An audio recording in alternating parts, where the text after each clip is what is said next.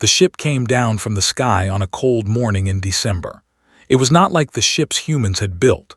It was dark, huge, and shaped like a claw. The whole world watched as it landed in the middle of the Pacific Ocean, floating on the water like a giant metal island. Ambassador was chosen to meet them. She was a small woman with short black hair and calm eyes. She had spent 20 years talking to difficult people and making peace between angry nations. But this was different. This was not a meeting between countries. This was a meeting between worlds. Stood on the deck of the aircraft carrier, waiting. Behind her stood Captain, a tall man with a serious face and strong shoulders. He had fought in 3 wars and had never lost a battle. Next to him was Lieutenant, a young woman with sharp eyes and quick hands. She was the best pilot in the entire fleet. The alien ship opened. A ramp came down and the aliens walked out. They were tall, very tall. The smallest one was at least 8 feet high. Their skin was gray and rough like stone.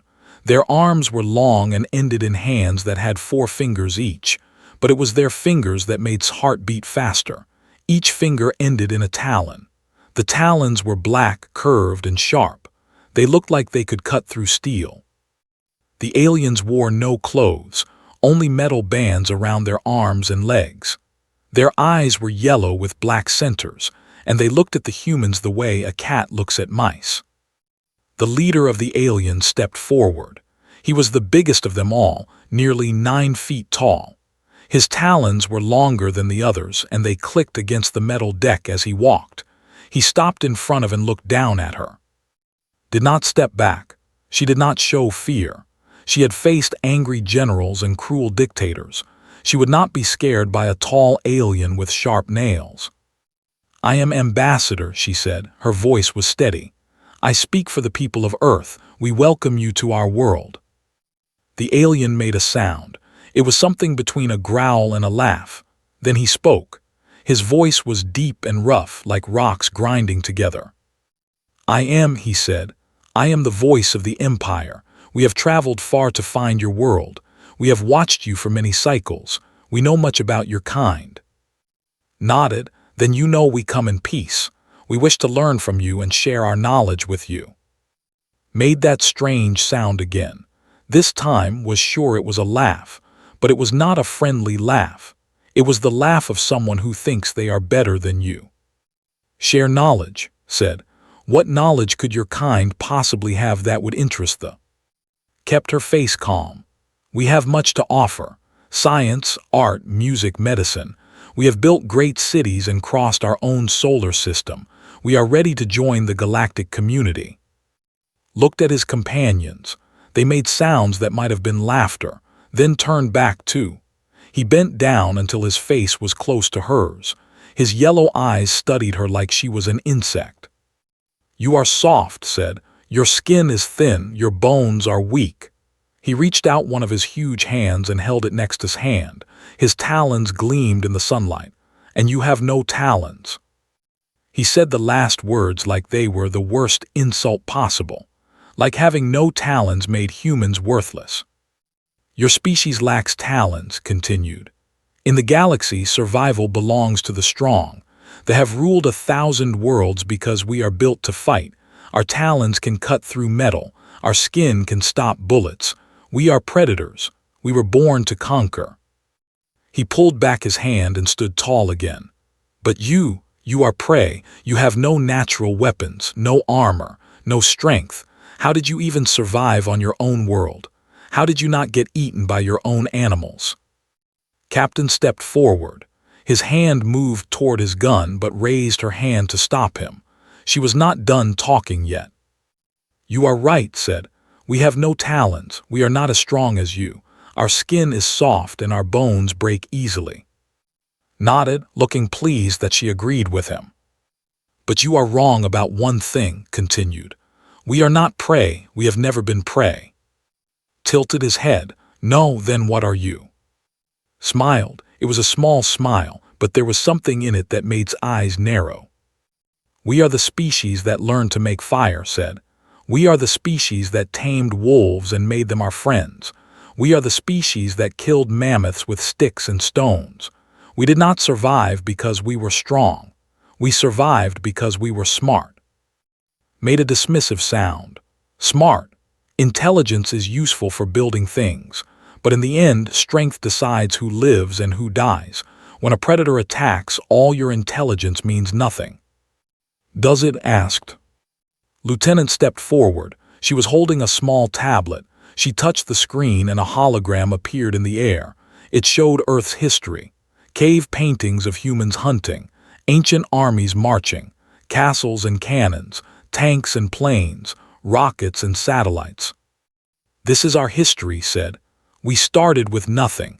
No talons, no armor, no natural weapons. We had only our minds. And with our minds we built weapons that the universe has never seen. Watch the hologram.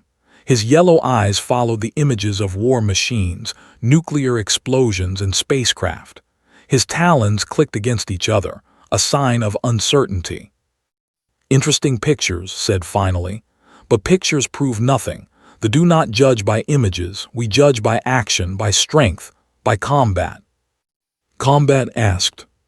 Smiled. It was a terrible smile full of sharp teeth. Yes. If you wish to be treated as equals, you must prove your worth.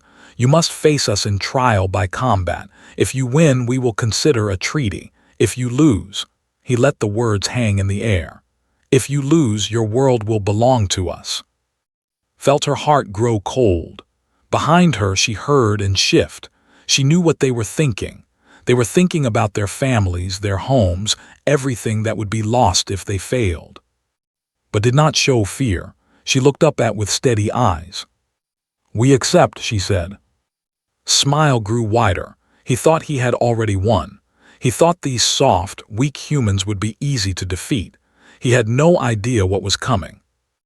And was not afraid, because she knew something that did not know. She knew that the most dangerous animal on Earth had never been the one with the biggest teeth or the sharpest claws. It had always been the one with the biggest brain. The news spread across Earth in hours. Every television, every phone, every computer screen showed the same message. Aliens had come and they wanted to fight. People were scared.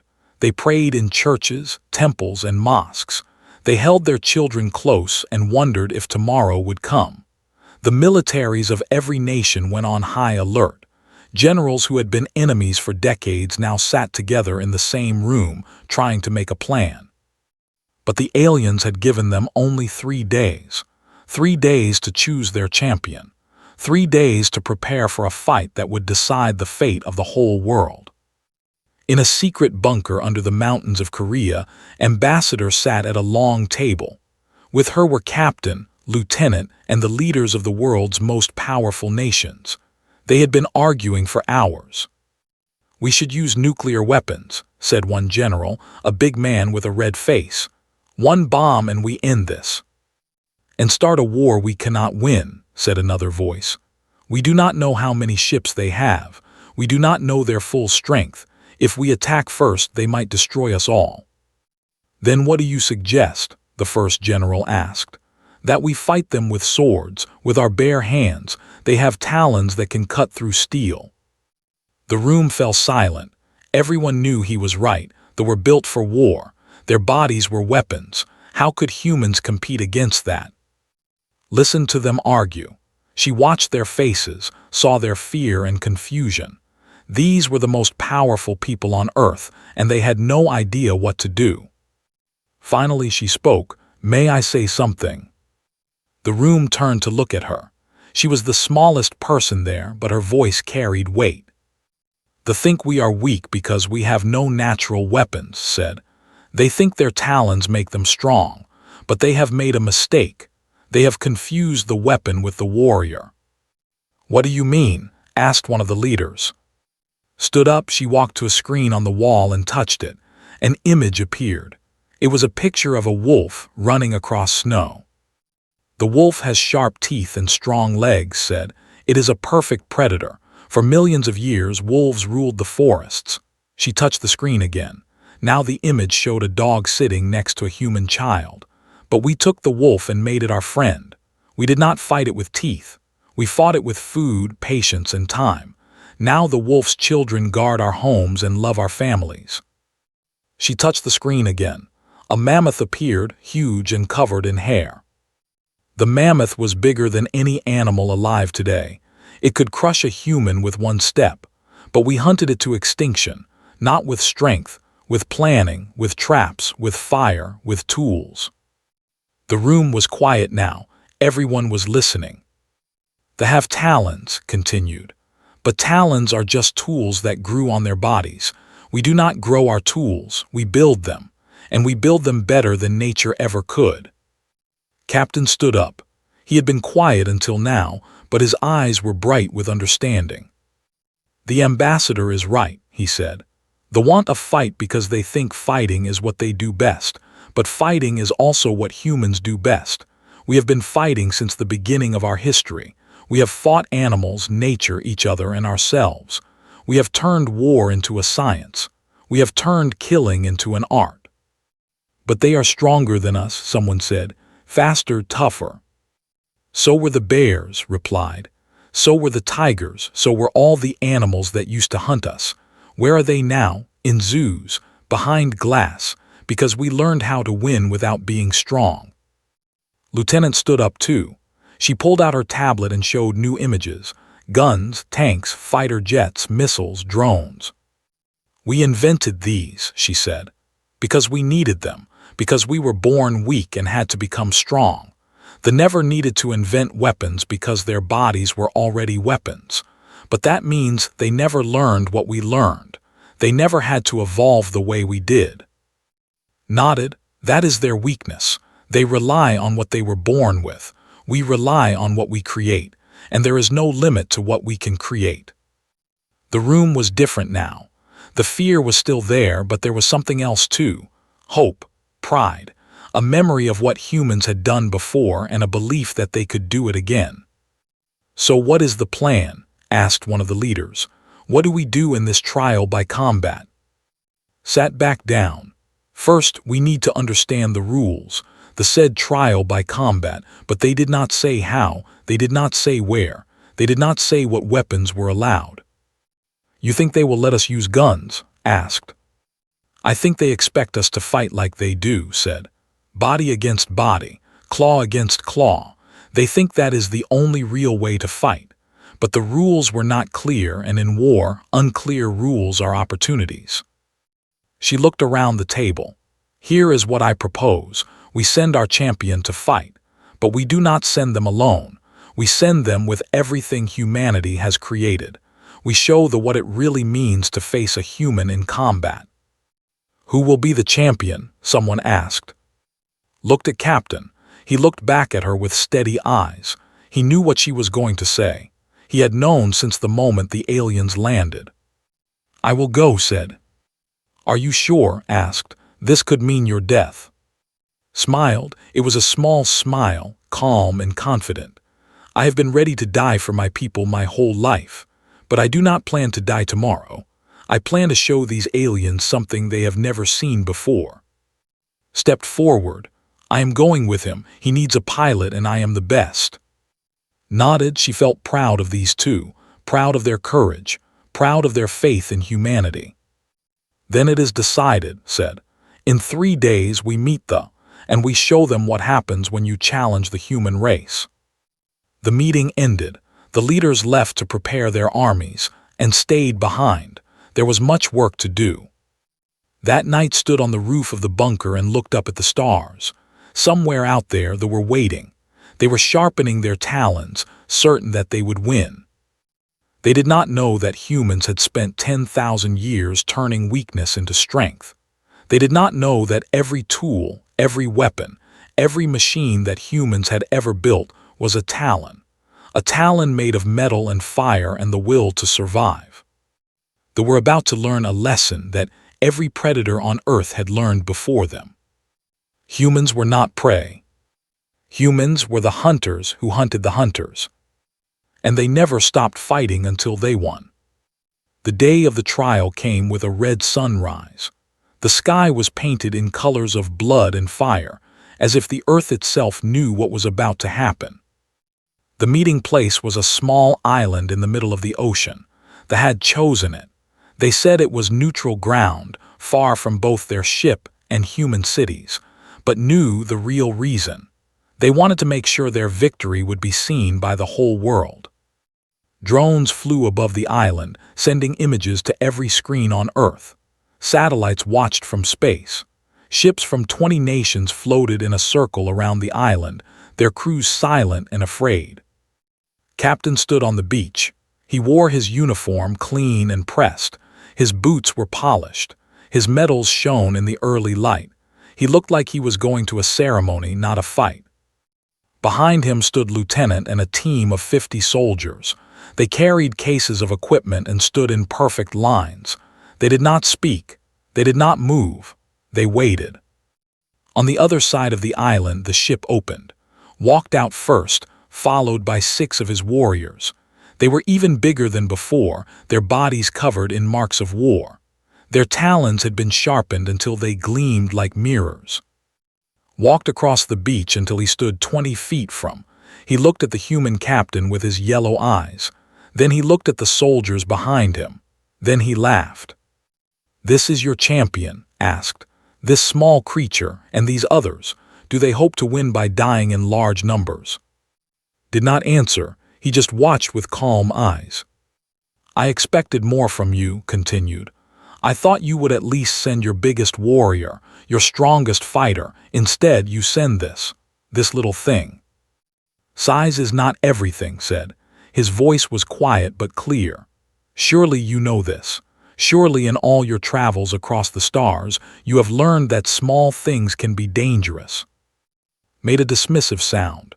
"In my experience, small things are food. They run, they hide, they die. That is the way of the universe." "Perhaps," said, "but let me show you something before we begin." He raised his hand. Behind him, the soldiers opened their cases. They pulled out weapons and machines of every kind. Rifles, rocket launchers, drones, computers, things that they had never seen before. Watched with narrow eyes. "What are those?" "These are our Talons," said. He took a rifle from one of the soldiers. It was a big weapon, black and heavy. He held it up so could see it. "This is a gun," explained. "It shoots small pieces of metal very fast, so fast that they can go through steel, so fast that they can kill before you even hear the sound." Looked at the gun. Then he looked at his own talons. "Your metal stick does not scare me. My talons have broken through armor. They have cut through bone. No small piece of metal can hurt me." Nodded. "Perhaps not. Let me show you something else." He handed the rifle back and picked up another device. It was smaller, with a glowing screen. "This is a targeting computer," said. "It can track any moving thing. It can predict where you will be before you get there, and it can send that information to our weapons in less than a second." He pressed a button on the device. High above them, something moved in the sky. A drone, no bigger than a bird, dropped down and flew in circles over their heads. It was so quiet that even they had not heard it coming. "That drone is carrying a bomb," said. "A small bomb, but powerful enough to destroy everything on this island. It has been watching us since we arrived. If I give the word, it will kill all of us, including me."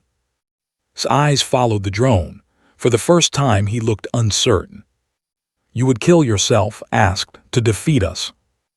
"Yes," said simply. "That is what humans do. We do not surrender. We do not run. When we face an enemy, we fight until one of us is dead. And if we must die, we make sure our enemy dies with us." Stepped forward. She was holding a tablet and her fingers moved quickly across the screen. A hologram appeared in the air between them. It showed Earth, spinning slowly in space. "This is our world," said, "and these are our defenses." The hologram changed. Now it showed dots of light all over the planet, thousands of them, millions of them. "These are our weapons," continued. "Nuclear missiles, chemical weapons, biological agents. We have enough firepower to destroy our own planet 10 times over." Stared at the hologram. His warriors shifted behind him, their talons clicking nervously. "Why would you build such things?" asked. "Why would you create weapons that could destroy your own world?" "Because we were fighting each other," said. "For thousands of years, humans have made war against other humans. We killed millions of our own kind. We burned cities. We poisoned land. We learned to destroy everything, including ourselves." She touched the screen again. The hologram changed to show images of human history, wars, explosions, mushroom clouds rising into the sky. "You think you are predators," said, "but you have never met predators like us.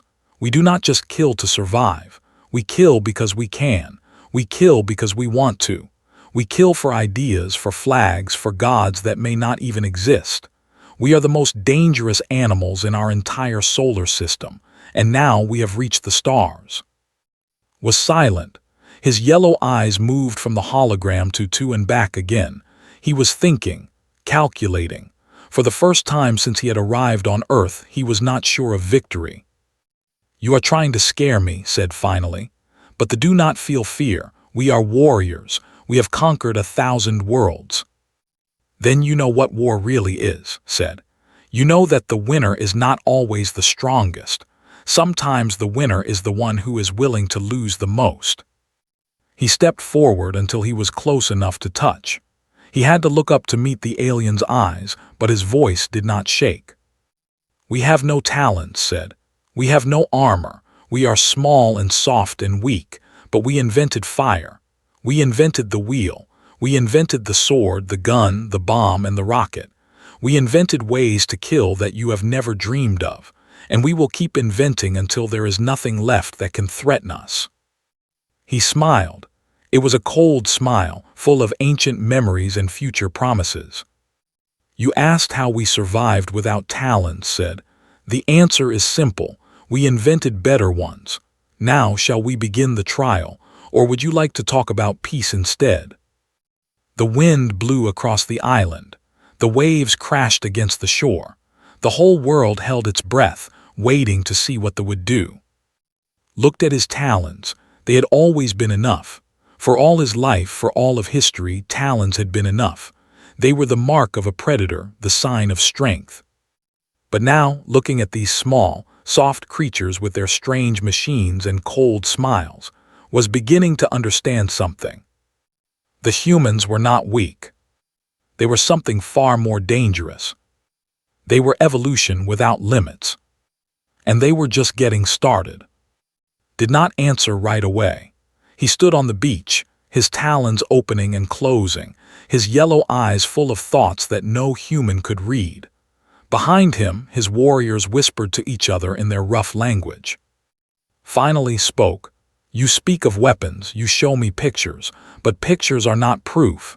Any species can make images of great power. They believe only what they see with their own eyes." Nodded. He had expected this. "Then we will show you." He turned too. She was already working on her tablet, sending messages to ships and satellites far away. Her fingers moved fast, like a musician playing a song she had practiced 1,000 times. "There is an asteroid," said. "It is about 50 kilometers from here, floating in the ocean. It is made of rock and iron. It is about the size of a small building." Looked toward the horizon. He could not see the asteroid, but his warriors confirmed it was there. They had sensors that could detect metal from great distances.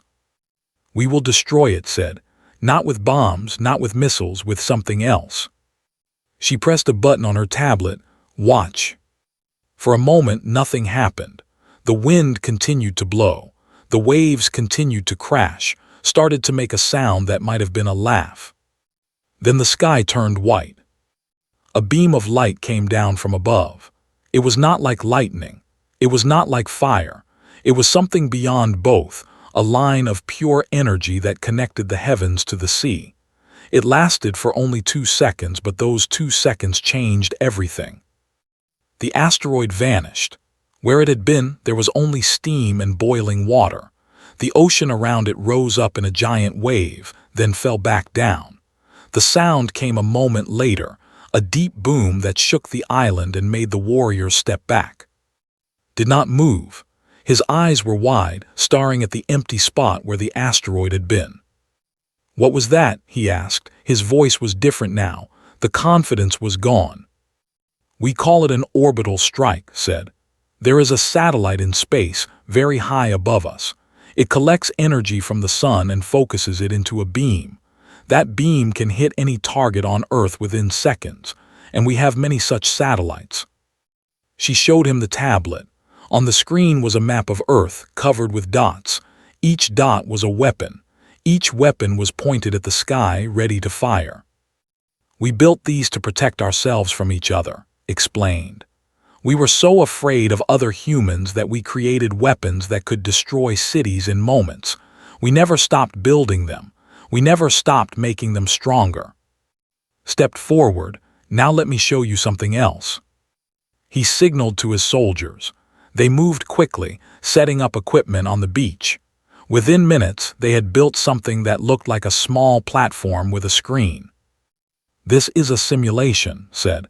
"It will show you what would happen if you attacked Earth." He pressed a button. The screen came to life. It showed the ship floating in the ocean. Then it showed missiles launching from submarines hidden beneath the waves. It showed fighter jets taking off from ships. It showed soldiers in armor carrying weapons that glowed with strange light. The simulation played out in seconds. The ship was hit from every direction at once. Missiles, lasers, bombs that spread fire across the water. The ship tried to fight back, but there were too many weapons, too many angles, too many humans willing to die to bring it down. In the simulation, the ship exploded. It broke into pieces and sank beneath the waves. The whole attack took less than 5 minutes. Watched in silence. His warriors watched too, their talons still and quiet for the first time since they had arrived.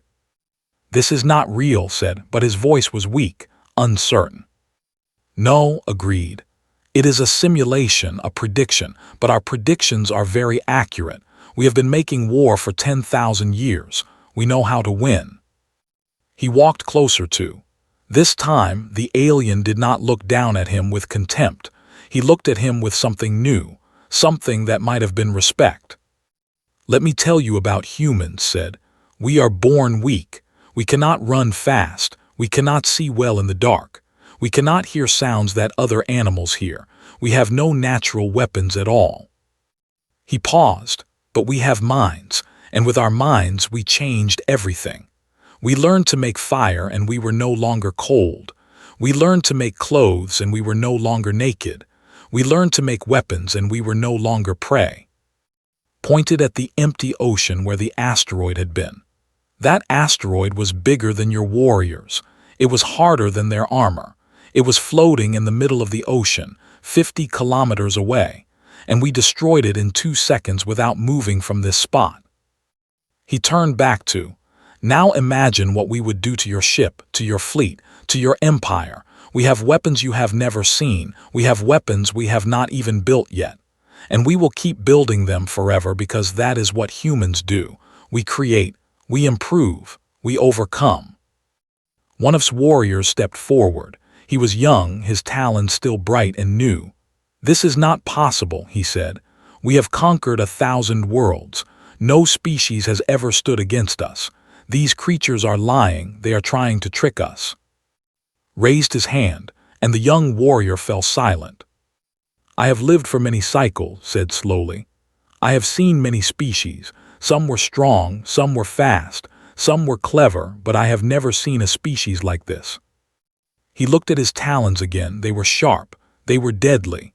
They had served him well for his entire life, but now for the first time they seemed small, limited, old.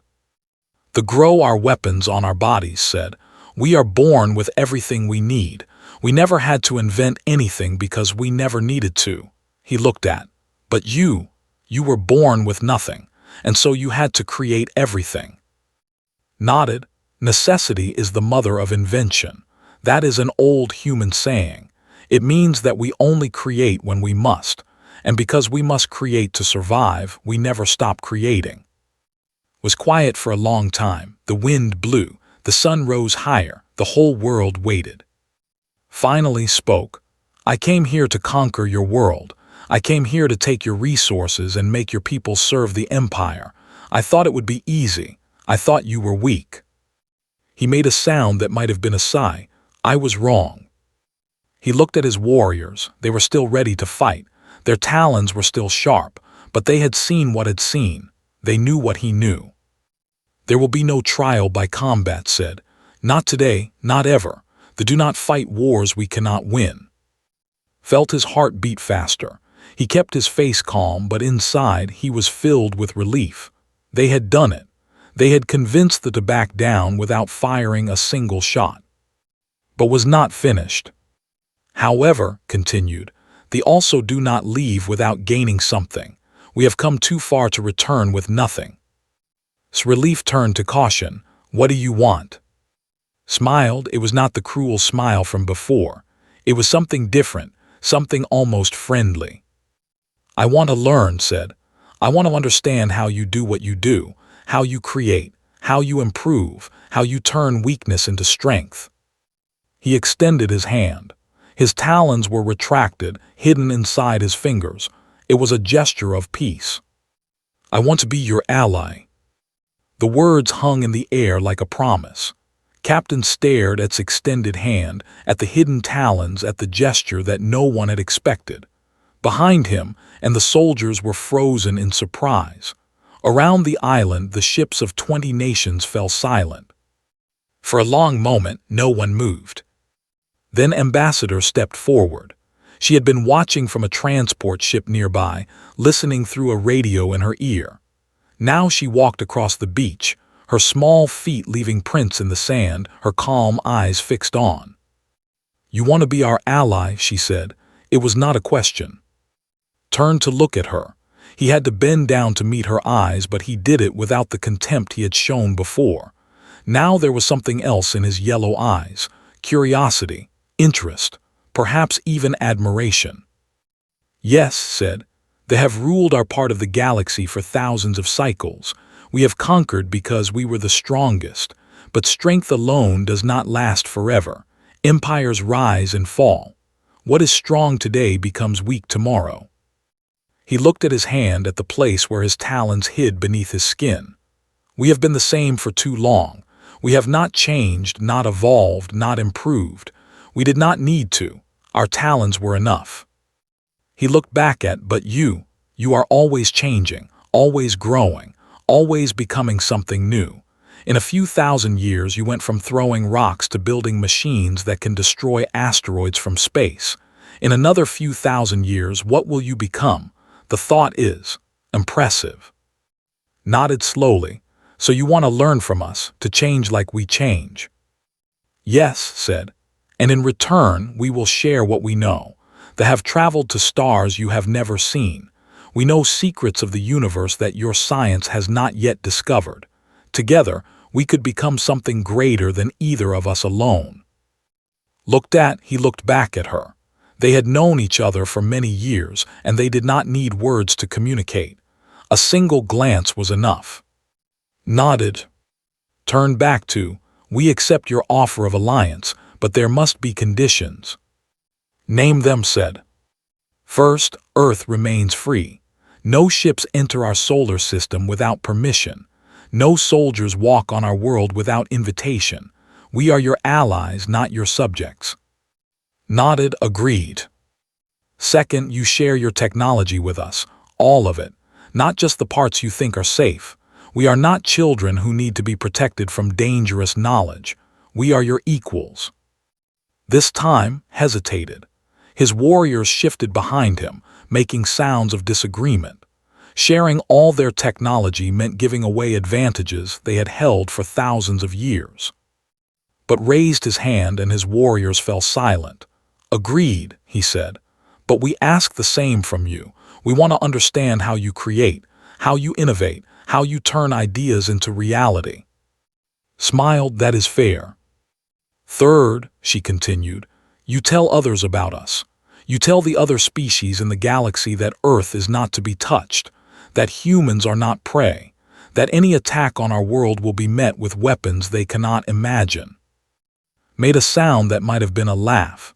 That will be easy. After today, the story of Earth will spread across the stars. Every species will hear about the soft creatures who invented talons sharper than any claw." He smiled. "They will be afraid of you, very afraid." "Good," said. "Fear is a useful thing, it keeps predators away." She extended her hand. It was small and soft, with no talons, no claws, no natural weapons of any kind. But it was the hand that had built cities and rockets, swords and satellites, art and atom bombs. It was the hand of a species that had refused to die.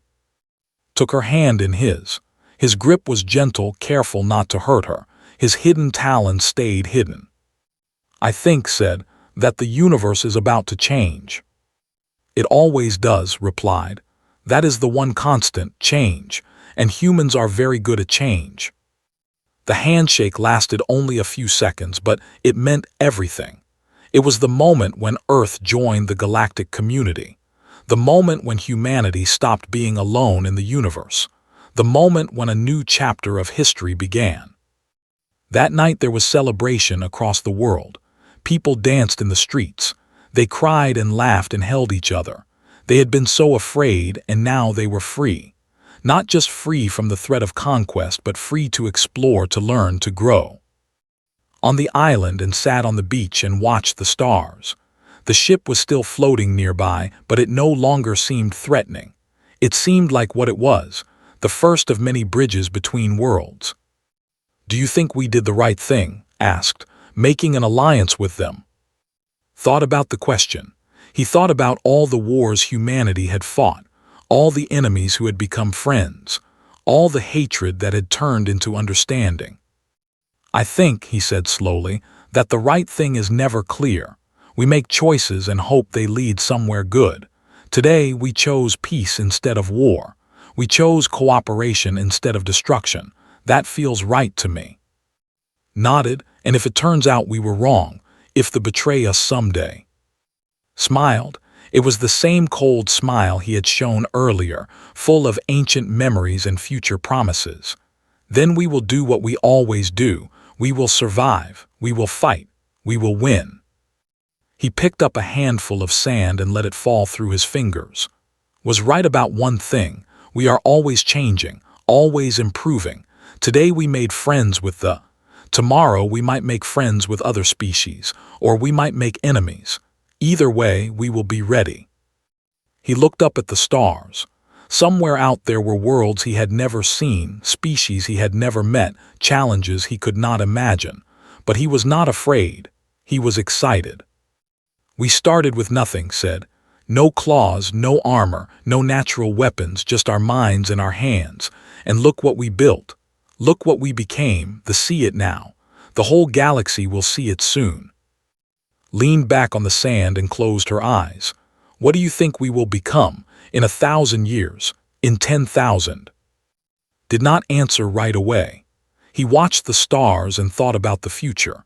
He thought about children not yet born, inventions not yet imagined, worlds not yet discovered. "I do not know," he finally said. "No one knows. That is what makes it exciting. We could become anything. We could do anything. We are the species that invented our own evolution. We do not wait for nature to make us stronger. We make ourselves stronger." He stood up and brushed the sand from his uniform. "The aliens said we lacked talons. They thought that made us weak, but they were wrong. Our weakness was our greatest gift. It forced us to think, to create, to never stop improving." He reached out his hand to help up. She took it and stood beside him. "We invented better talons," said, "and we will keep inventing, forever, until there is nothing in the universe that can stop us." Smiled. "That sounds very human." "It is," agreed. "It is the most human thing there is." They walked back toward the ships together, leaving footprints in the sand. Above them, the stars shone bright and endless, full of possibilities and dangers and wonders beyond imagination. And somewhere among those stars, the story of Earth was beginning to spread. The story of the soft creatures with no talons who had learned to make their own. The story of the species that had turned weakness into strength, fear into courage, and isolation into alliance. The story of humanity. It was just beginning. And it would never end.